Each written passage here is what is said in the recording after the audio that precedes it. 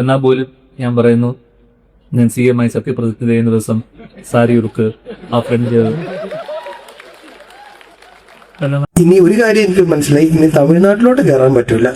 അതുകൊണ്ട് എന്റെ പൊന്ന് CM സാർ, விஜய் சார், நண்பனுக்கு பைத்தியம், நீங்க மன்னிச்சிடுங்க.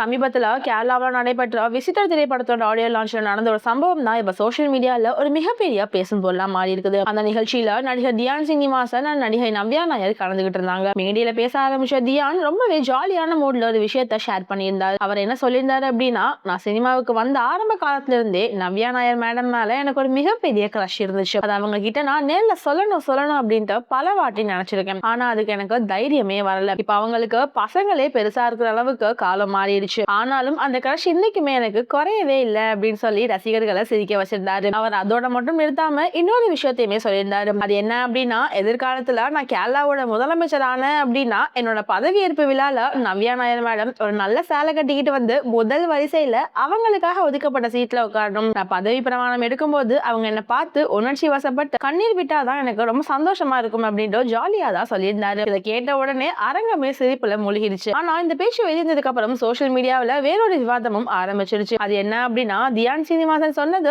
தமிழ்நாடு முதலமைச்சர் விஜய் அவர்களை மறைமுகமா கலாய்ச்ச மாதிரி இருக்குதே அப்படின்ற பலருமே பேச ஆரம்பிச்சிருந்தாங்க. அதுக்கு காரணமும் இருக்குது. அது என்ன அப்படின்னா, சமீபத்தில் நடந்த முதலமைச்சர் விஜயோடைய பதவியேற்பு விழாவில் நடிகை த்ரிஷா முதல் வரிசையில் உட்கார்ந்து பதவி பிரமாணம் நடந்தப்போ அவங்க கண் கலங்கிய வீடியோ இணையத்துல ரொம்பவே வைரல் ஆயிட்டு இருந்துச்சு. அதை ரெஃபரன்ஸா வச்சு தியான் இந்த ஜோக்க போட்டிருக்காரு அப்படின்ட்டு எல்லாருமே கமெண்ட் சொல்லிட்டு வந்துட்டு இருந்தாங்க. அந்த சர்ச்சைக்கு இன்னமும் சுவாரஸ்யம் சேர்க்கிற மாதிரி அதுக்கப்புறம் மேடையில பேசின நடிகர் அஜு வர்கீஸ் கூட ஒரு ஜாலியான பதில் கொடுத்திருந்தாரு. அது என்ன அப்படின்னா, என் நண்பன் தியான் இப்போ பேசுறதை பார்த்தா இனிமே நாங்க தமிழ்நாட்டுக்குள்ளேயே வர முடியாத நிலை வந்துடும் போல அப்படின்ட்டு எனக்கு தோணுது. அன்புள்ள முதலமைச்சர் விஜய் அவர்களே, இவனுக்கு கொஞ்சம் பைத்தியம் பிடிச்சிருச்சு, அதனாலதான் இவன் இப்படி எல்லாம் பேசிக்கிட்டு இருக்கான், எங்களை மன்னிச்சிடுங்க அப்படின்னு ரொம்பவே நகைச்சுவையா சொல்ல மீண்டும் அரங்கத்திலிருந்து எல்லாருமே கைத்தட்டி சிரிக்க ஆரம்பிச்சிட்டாங்க. இப்போ இந்த முழு சம்பவம் ஒரு சாதாரண ஜாலி பேச்சா இல்ல உண்மையிலேயே ஒரு மறைமுக ரெஃபரன்ஸா அப்படின்ட்டு சோசியல் மீடியால பல விதமான கருத்துகள் வந்துகிட்டே தான் இருக்குது. இந்த விஷயத்தை பத்தி நீங்க என்ன நினைக்கிறீங்க? தியான் சீனிவாசன் சொன்னது வெறும் நகைச்சுவையா இல்ல வேற ஏதாச்சும் அர்த்தம் இருக்கா அப்படின்ட்டு உங்களோட கருத்துக்களை மறக்காம கமெண்ட் செக்ஷன்ல சொல்லிட்டு போங்க. மேலும் அடுத்த ஒரு வீடியோல சந்திக்கலாம். அது வரைக்கும் பை.